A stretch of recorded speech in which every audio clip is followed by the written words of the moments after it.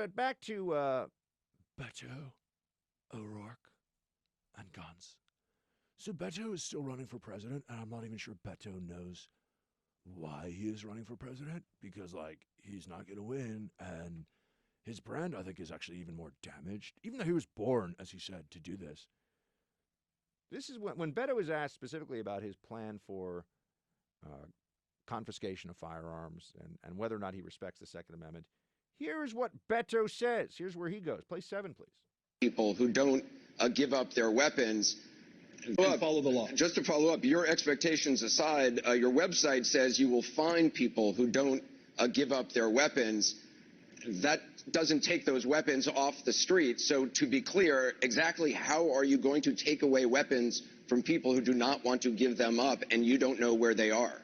If someone does not turn in an AR-15 or an AK-47, one of these weapons of war, or brings it out in public and brandishes it in an attempt to intimidate, as we saw when we were at Kent State recently, then that weapon will be taken from them. If they persist, there will be other consequences from law enforcement. But the expectation is that Americans will follow the law. I believe in this country. I believe in my fellow Americans. I believe that they will do the right thing. Thank you.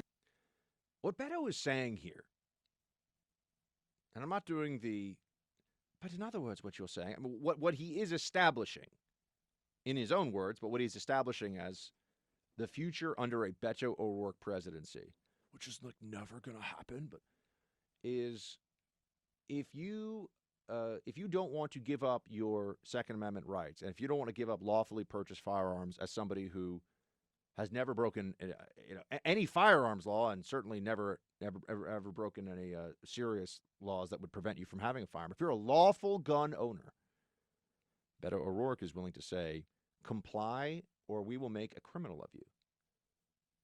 We will send law enforcement after you. We will tell people that they either hand in their weapons or they could go to prison.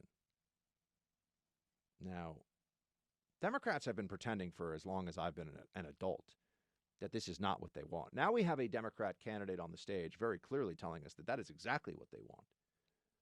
And the moment that you concede on assault rifles, so-called assault rifles, please, I appreciate it. I know there's so many people in this audience that know a tremendous amount about firearms, but I don't know what else. Semi-automatic rifles? Is that what you want me to say? But it's not all semi-automatic rifles. It's just the scary-looking ones.